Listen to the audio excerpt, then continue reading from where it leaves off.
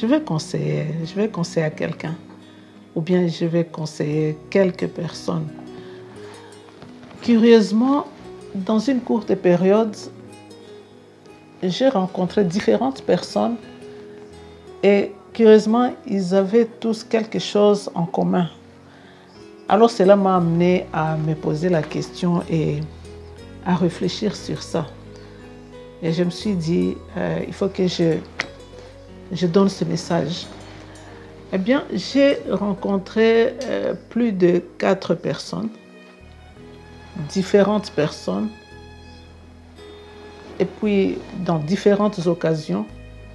Et ces gens, ils se sont retrouvés sur une chose. Et quelle est cette chose-là?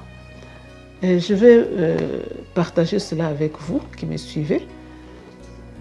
Ces personnes sont des chrétiens, donc sont des enfants de Dieu, qui, depuis un certain temps, ils ont quitté leurs églises, donc leur communauté. Ils ont abandonné.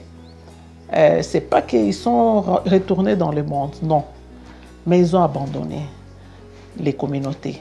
Bon, ils prient, soi-disant, à la maison.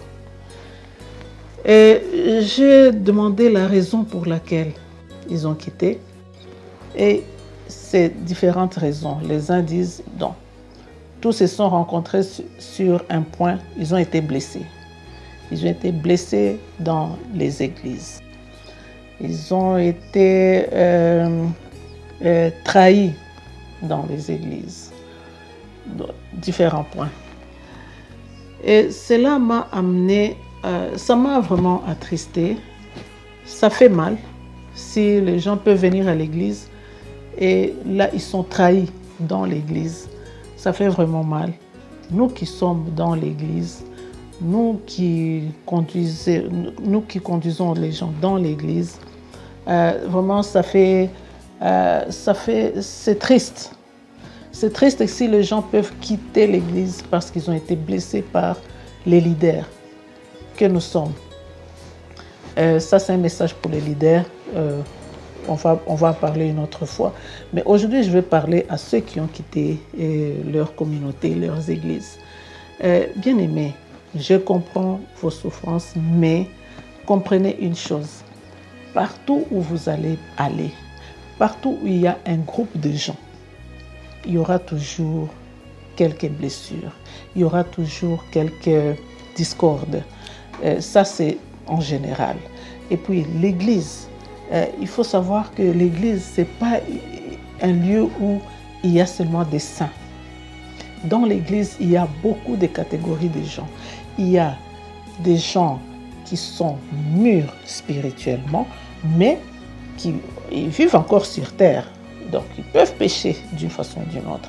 Mais ils sont mûrs spirituellement. On voit quand même que ce sont des gens vraiment qui essayent vraiment de marcher dans la voie de Dieu.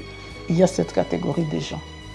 Il y a des gens qui sont là, qui se battent encore avec certaines faiblesses, péchés, comportements, caractère et tout ça.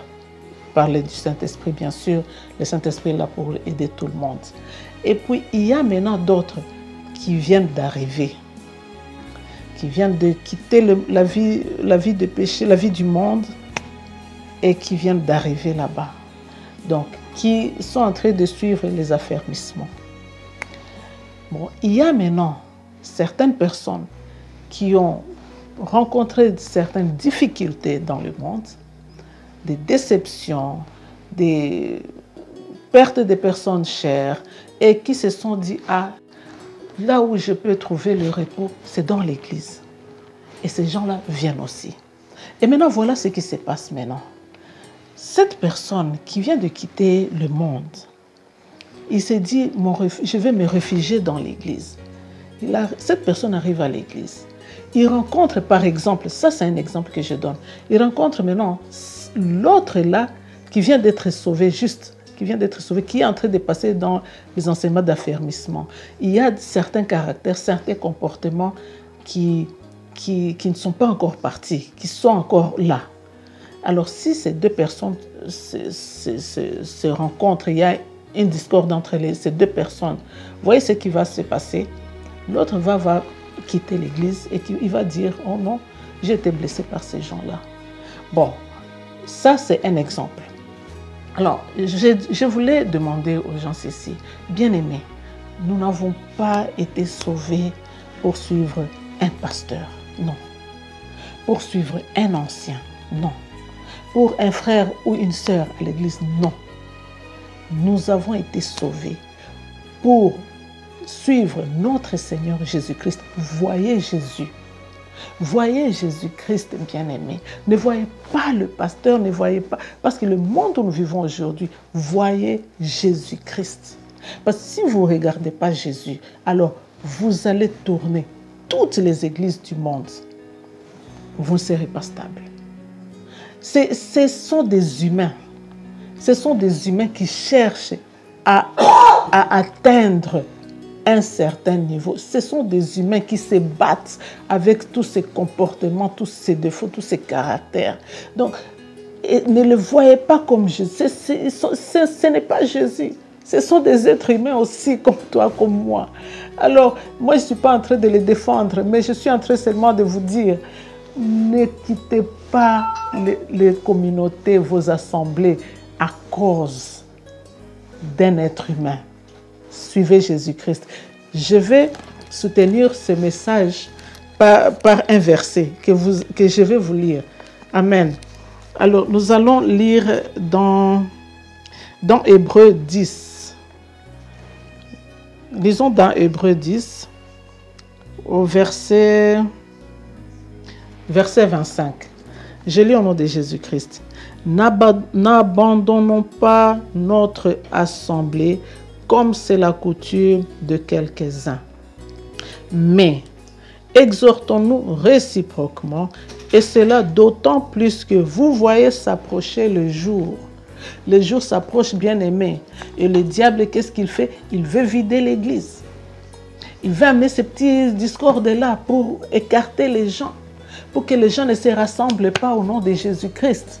Alors, réveillez-vous. Réveillez-vous et comprenez ce que le malin est en train de planifier.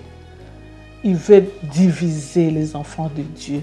Alors nous devons lui dire non. Nous devons dire non. Nous devons marcher et soutenons-nous. Tenons-nous les mains. Alors, bien-aimés, revenez dans vos assemblées. Et nous qui sommes dans l'église, je vous en supplie, je nous en supplie, soyons des modèles, bien-aimés. Soyons des modèles, bien-aimés. Que Dieu vous bénisse abondamment. Je vous aime de l'amour du Christ. Shalom.